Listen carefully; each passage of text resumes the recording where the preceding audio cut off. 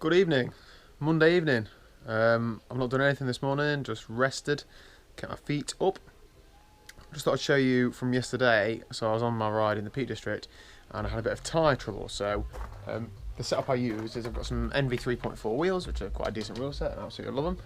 And some Vittoria Corsa tyres. They're the G plus ones, so not the actual speed ones, the ones that are really like time trial fast, but they're still pretty quick, and they've been absolutely fine for me. It was a really hot day. It was about maybe 30 degrees, and we were doing quite a lot of climbs as you do in the Peak District, so up and down on the brakes quite a lot. At the cafe stop, somebody pointed out to me that my tyre blew out the back. So I'll show you this here. You can see that the inner two sort of poking through the sidewall, and that is obviously not looking good. So I put probably 100 psi in the morning, as per normal.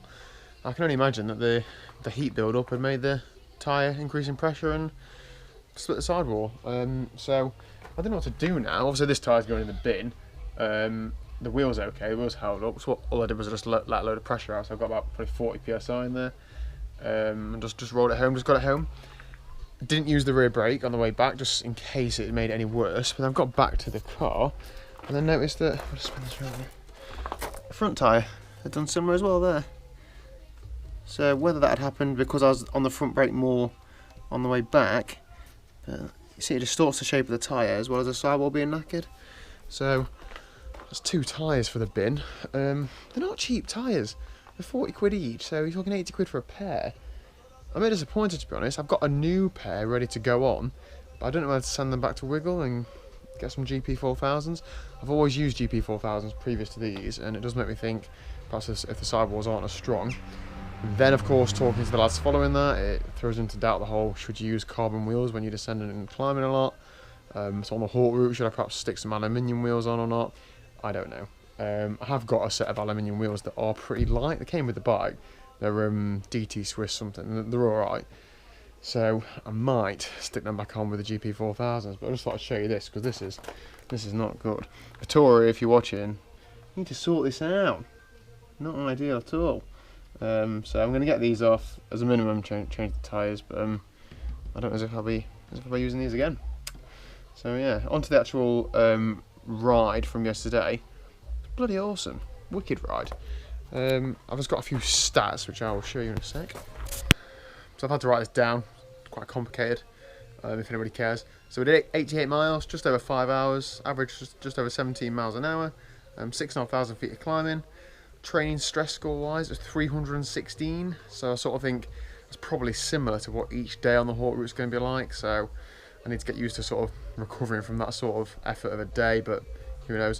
It was a normalised power of 248 watts, so it's actually probably 40 odd watts more than I put out at Ironman UK. Obviously I was running a marathon after that, and it's a bit of a different sort of ride, but I was tired, but not really tired. I felt okay at the end. I didn't crash or anything, didn't bonk or anything, so felt good. Also, Training Peaks tells me I've set 2 new power PBs on a Sunday route ride. So I set a 5-minute power PB of 373 and a 10-minute power PB of 352. And also I looked at my 12-minute, that was 348. So there were a couple of climbs that were between 9 and 12 minutes, which we went pretty hard up, and that's where the power numbers came from. The 2 big segments which people probably, well, if you're local to the area, then you'll know them. So Froggett's Climb did in 12:03. That was 344 watts for 12 minutes. I was 214th out of 8,500, so pretty happy with that. That was a Cat 4 climb, then a Cat 3 climb, Mam Tour, 9.5 minutes, 359 watts. The first one was 5%, so it was a bit longer and a bit shallower. The second one was a bit shorter and steeper. I was 488th out of 15,000 on that, so again, pretty happy with both those. Obviously the climbs on the Hawk route are going to be a lot longer. Still, there might be 10-12% plus, but especially the top of the Galibier, but the longer I can pace them easier, I think, so should be okay. But let's take this to bits now and get some other wheels on it. Good Sunday ride. I think I'm going to get on the turbo watt bike later on and do an hour if I can figure out how to work the bloody thing. Might have to read the instructions. Just spin the legs out before I get back onto a training session, hopefully tomorrow. So I shall see you soon. Have a good week.